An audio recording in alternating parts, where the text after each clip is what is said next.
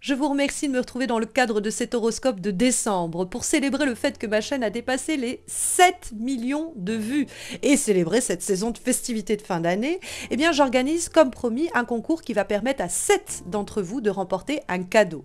Les éditions Très Daniel se joignent à moi pour vous offrir tout d'abord cet oracle de Yule qu'ils vous enverront par courrier chez vous si vous résidez en France métropolitaine. Ça, c'est le premier cadeau. Mais je vous offre pour ma part les 6 autres cadeaux. 2 d'entre vous remporteront un tirage en couple d'environ 10 minutes. 2 autres personnes gagneront un tirage d'une durée de 15-20 minutes au choix sur mon site. Une autre personne remportera un tirage d'une durée de 25 à 30 minutes également au choix sur mon site. Et enfin, vous aurez une personne qui va remporter une séance de 30 minutes en direct avec moi. Pour participer, c'est très simple. Vous vous abonnez à ma chaîne, vous likez cette vidéo et vous laissez un commentaire sous cet horoscope. Vous pouvez le faire d'ailleurs dans le cadre des 12 vidéos de ces horoscopes de décembre. Mais n'oubliez pas de vous abonner, de liker la vidéo avant de laisser un commentaire, sinon votre participation ne sera pas prise en compte. Les résultats vous seront communiqués sur YouTube, Facebook et Insta le 25 décembre. Je vous souhaite bonne chance à tous et à toutes et à présent, on va sonder les énergies de cette fin d'année. Et les énergies pour ce mois de décembre, mes chers taureaux, sont stupéfiantes, pourrait-on dire, parce que vous n'avez que des lames majeures.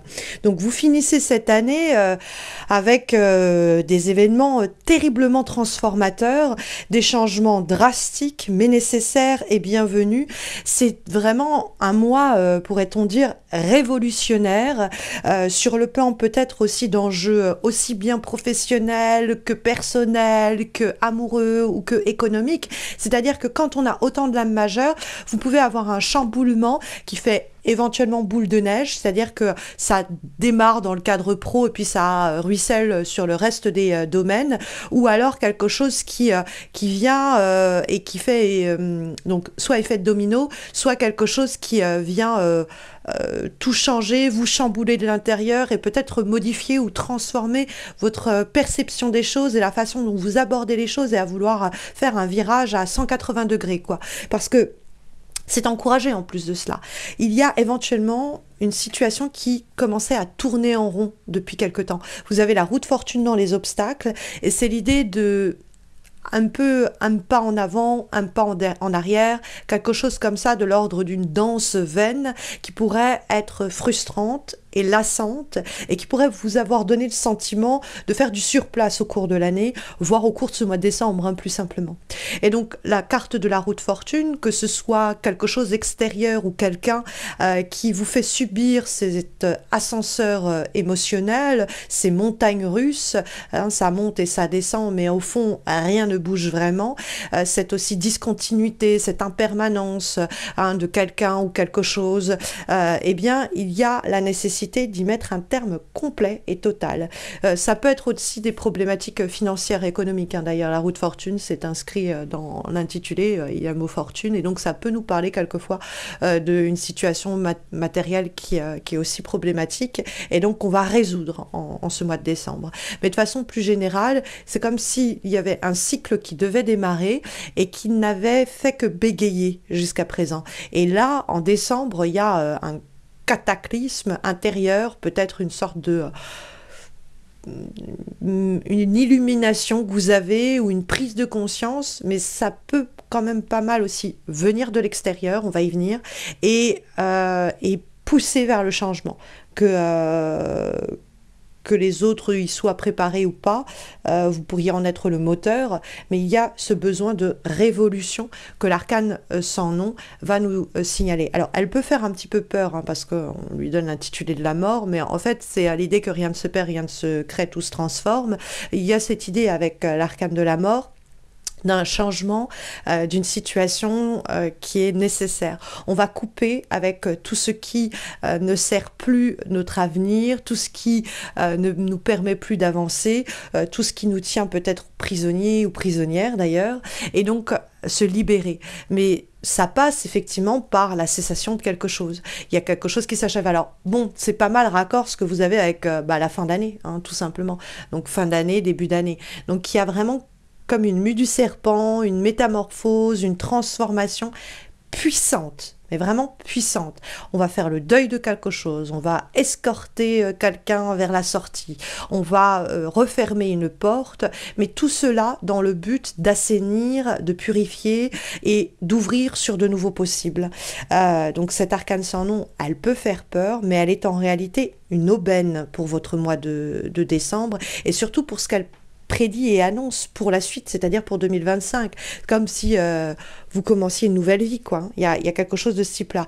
Alors, pour les personnes qui s'interrogeaient sur est-ce que je contractualise ceci, est-ce que je m'engage de façon plus durable, est-ce que je me marie, est-ce que je signe ce papier, allez-y, hein. On a la carte du pape en guise de vibration. Et la carte du pape, vous voyez le signe de bénédiction qui est réalisé. Il y a cette idée que vous avez la bénédiction des cartes pour embrasser ce changement et cette transformation. Alors, pour les personnes qui regardent cette guidance, alors que vous étiez en train de vous demander je continue ou j'arrête, arrêtez, hein, arrêtez ce que vous faites. Et si vous aviez besoin d'un signe pour vous dire qu'il faut aller vers cette transformation, ne cherchez plus le voici, le voilà. Le pape, il y a un côté presque un peu mystique parce que c'est le pape, donc il y a quelque chose de sacré autour de lui. Et donc c'est comme, moi j'appelle le sémaphore, c'est-à-dire qu'en fonction de là où il est placé, ça peut être un feu rouge, un feu orange ou un feu vert. Là c'est un grand feu vert que vous avez foncé, quoi. Et le pape, ça peut être quelqu'un qui fait office de mentor, qui vous escorte vers cette transformation, ça peut être qui vous accompagne et qui vous guide, ça peut être quelqu'un qui est plus expérimenté que vous, qui est plus sage en termes de sagesse, hein, et quelqu'un qui peut vous aider, ça peut être un psy, ça peut être quelqu'un d'âgé, ça peut être un guide intérieur, hein, c'est aussi éventuellement possible. Et qui a vos intérêts en vue et qui va vous aider à aborder cette transformation. Alors vous êtes peut-être vous-même le pape, hein. Il y a peut-être l'idée que vous allez aider quelqu'un, mais on aurait d'autres cartes pour cela, ça me semble moins pertinent. Le pape, c'est aussi une carte qui nous parle d'expertise, donc c'est l'idée qu'on peut se tourner aussi vers quelqu'un qui va nous aider à cette révolution, à cette rupture, à cette fin pour du nouveau, et qui va mettre à notre service son expertise et donc qui va nous aider à y voir plus clair. Il peut y avoir un divorce avec le pape et l'arcane sans nom, divorce amoureux comme professionnel par exemple, ou la fin d'un bail ou quoi qu'est-ce, mais ça peut être aussi un mariage. Hein, très dur à dire parce qu'en fait c'est le déblocage d'une situation et donc ça dépend de votre état des choses. Si vous êtes dans une situation, dans un marasme, il y a enfin l'idée que ça change, les choses se débloquent et enfin vous pouvez vous engager, mais ça peut être l'idée que s'il y avait quelque chose en train d'agoniser, il est temps d'y mettre un terme une bonne fois pour toutes, hein, et vous avez la validation des cartes pour ce faire. Bon, si vous attendez aussi une validation de quelqu'un ou de quelque chose, hein, c'est-à-dire par exemple le gouvernement qui doit vous donner une autorisation pour construire ou quoi qu'est-ce, bon, des instances juridiques ou quoi, vous attendez que quelqu'un vous donne son accord, bon là ça sent bon pour vous, hein, autant vous le dire. Et ce pape, il dialogue en plus de cela avec la carte de l'amoureux en guise de direction. La carte de l'amoureux éventuellement peut nous parler du fait que tout cela attrait au domaine amoureux, évidemment sentimental et intime. Mais l'amoureux, c'est la question du choix. On s'en rend moins compte dans cette édition-là, mais il faut savoir que dans le tarot de Marseille, c'est l'idée de est-ce que je vais à gauche ou est-ce que je vais à droite, et je dois faire ce choix avec le cœur. Ce n'est pas la raison qui doit me pousser dans une direction, mais l'envie et le désir. C'est ce que le cœur me dicte comme chemin à emprunter, c'est celui que je vais précisément privilégier et choisir. Quelquefois d'ailleurs, l'idée n'est pas de faire un choix sélectif entre deux options, mais peut-être de choisir les deux options. Ça, c'est possible parce que ça nous parle quelquefois d'ailleurs de triangulaire. Et donc ça peut être l'idée de mettre en place une triangulaire. J'ai ce boulot, ce job-là et cette passion-là. Il ne faut pas que je choisisse entre les deux, il faut que j'y aille sur les deux fronts. J'ai ces deux personnes à qui je veux faire plaisir et je n'ai pas à tourner le dos à l'une d'entre elles. Je peux réussir à concilier les besoins de chacun et être au service des deux personnes sans avoir à forcément en sacrifier une. Bien que il risque d'avoir des sacrifices à faire. On va y venir avec la dernière carte. Mais bon, la carte de l'amoureuse, ça peut être une révolution amoureuse, un choix qui permet une transformation, une révolution nécessaire pour ne plus tourner en rond et accueillir un changement drastique et bienfaisant.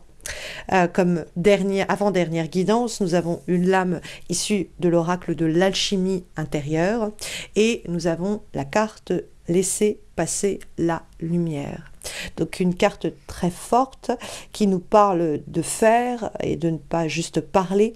C'est une carte qui nous dit que votre chemin se poursuit dans des vibrations équilibrées, positives au cours du mois de décembre et que socialement, vous partagez ce que vous avez reçu. C'est comme si vous faisiez ricocher la lumière sur vous et que vous la renvoyez autour de vous et que vous continuez à vous nourrir de ce qu'il y a d'utile à votre élévation par ce partage lumineux. Laisser passer la lumière, c'est aussi prendre garde à ne pas prendre trop de place et à ne pas étouffer notre entourage. C'est partager ce qui peut être utile à l'autre sans rien attendre en retour. Il y a aussi cette idée, avec laisser passer la lumière, qu'une situation un peu complexe est en train de se débloquer. Et cette question de déblocage, on le trouve également dans le cadre de l'arcane de la mort. Et puis, comme je vous l'ai dit, il y a peut-être malgré tout quelques sacrifices, ou en tout cas un sacrifice à faire, nous dit la dernière guidance que nous avons, qui est issue de l'oracle de Yule, que vous pouvez remporter, comme je vous l'expliquais en début de vidéo, dans le cadre du concours où il y a 7 cadeaux à remporter, dont l'oracle, je remercie d'ailleurs les éditions Très Daniel pour cela. Et donc nous avons ici la carte du sacrifice, qui nous dit, des sacrifices d'ailleurs. Je te donne ma volonté intérieure, enveloppée dans la gratitude et la reconnaissance, la dévotion en échange de ta présence. Me voici offrant mon essence.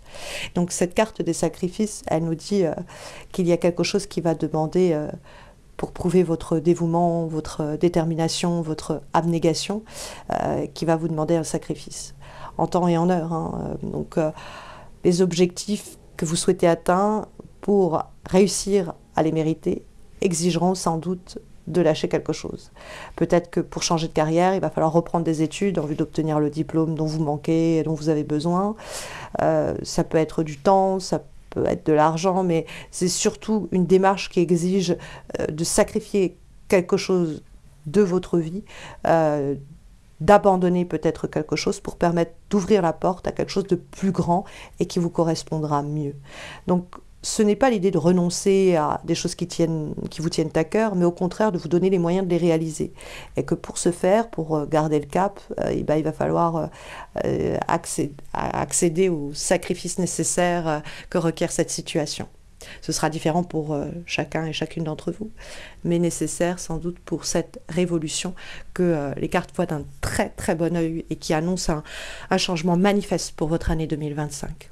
N'hésitez pas à me dire comment cela résonne en vous en commentaire. N'hésitez pas à participer au concours, d'ailleurs, de cette façon, et à vous abonner pour ne pas rater les prochains horoscopes, pour participer au concours, et puis parce que je vais aussi poster en décembre des horoscopes annuels amoureux pour 2025, donc afin de ne pas les rater, n'hésitez pas à vous abonner. Je vous remercie d'ailleurs parce qu'on est près de 44 000 sur ma chaîne, on a dépassé les 7 millions de vues, ça me touche beaucoup, et en plus en février, ma chaîne fêtera ses 10 ans et je pense peut-être fêter cela autour d'un événement, me déplacer pour vous rencontrer.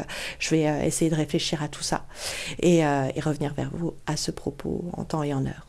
Je vous souhaite à tous et à toutes, mes chers taureaux, de très belles semaines à venir. Je vous dis à bientôt, en tout cas je l'espère. Prenez bien soin de vous.